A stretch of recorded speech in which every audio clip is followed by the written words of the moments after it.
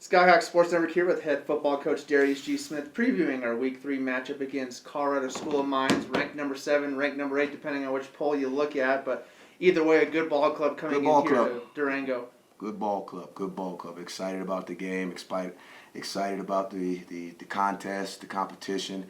I mean, this is why you in RMAC, this conference has known itself to be a competitive conference with every, going back spans of years, it was always front runner teams that just kind of carried the banner for the conference. You go all the way back to 20 years ago. It was the Mesas of the world. With Bob Cortez and that group, and then obviously when Fort Hays was still in the conference, it was the Fort Hays, then Western State, and now it's been a Pueblo Mines situation, and I'm excited about this game. The team's excited about this game. Unfortunately, right now we're 0-2, but we played two very, very good quality opponents. One happened to be a conference game. Then we're coming off the game last week at Tarleton State, a Division I team who has truly grown and blossomed as they've made their transition from Division II to Division I FCS. So, this is what it's all about, and it's just another challenge for us.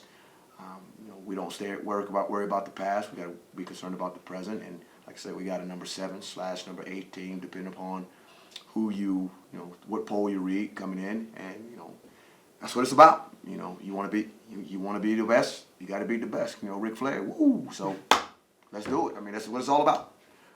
What have you seen on film with this Mines team? They did play New Mexico Highlands last week and got a good challenge from the Cowboys. So, draw some parallels from the Highlands was a good team. Highlands was a good team. Mines is obviously a good team. They're coming in.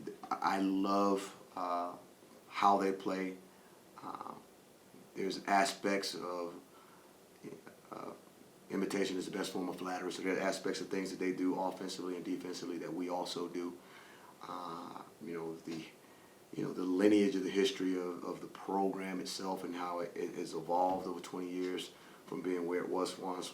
I recognize Mines to where it is now, going through the Bob Stitt years, now to the Greg Brandon years, and having an understanding of how Greg has built programs with his lineage of where he's been, from Bowling Green all the way to New Mexico State. So, this is what it's all about. This is the challenge you want. These are the ones you get excited about. So, here we go. Last week we saw some good things on both sides of the ball. Had a 9-play, 75-yard scoring drive against Tarleton State. Held them to just 7 points. They're midway late into the second quarter. So defense played well as well. Just when we talked last week, it was about putting 4 quarters together. If you could, we'll start on the offensive side of the ball. What do we have to do to see more of those 9-play, 75-yard scoring drives on Saturday? We got to enjoy our success. To see that 9-play scoring drive, and then this next series where we had two good positive. I think it was 5 good positive plays before we hit some turnovers, some penalty type situation. We just got to continue to grow and enjoy those success. We can't allow those type successes to be surprises to us. We have to get built into our DNA, which we are trying to do here, as I said, in the foundation of this program, that success is expected of you, it's wanted of you, it's needed of you, and it has to be, circular. It has to come back around all the time. It can't be here, and then here, and then here. And, right now, the beauty of watching that 9-play drive and then the drive and the second drive after that, even though we didn't get to score and won the drive series in the third quarter, there was a moment in time looking at that film, and Tarleton State is a very, very good FCS team out coming out of Texas on the West Coast for FCS schools. There were clips where I candidly can say, you could not tell the school that had 63 scholarships and the school that had 24 scholarships. So that was a plus. Now, I don't believe in moral victories and things of that nature. We lost. We did not play well enough to beat a team of that stature. But there was growth. There was progress. Now, coming and facing a team like Mines, we have to continue to build on that growth, continue to build on that process, and string some of those good situations together and stop having them come so sporadically through the timeline of a ball game. We talked after the Highlands home opener. You know, it was the first game in over 600 days, almost 700 days, and nearly 2 years for certain players, as you pointed out.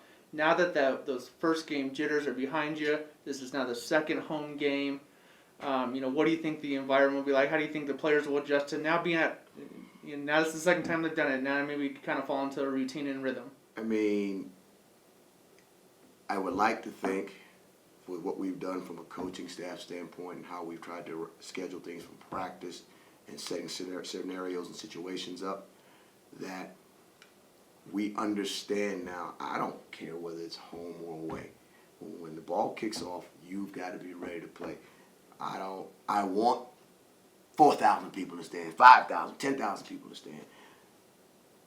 But a good showman, a good artist, a good master of his craft doesn't care whether it's 5,000 or 5 in the audience, 5 in the atmosphere. You have to be ready to give that show. You have to be ready to play at your peak, because that's your expectation. That's why some guys are on scholarship. That's a part of it. You know, I would never approach a game, whether I'm playing Tarleton, Mines, or, unfortunately, I'm saying this jokingly, a Pop Warner.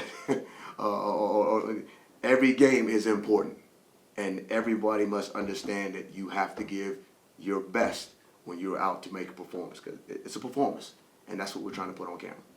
All right. Thanks, Coach. All right.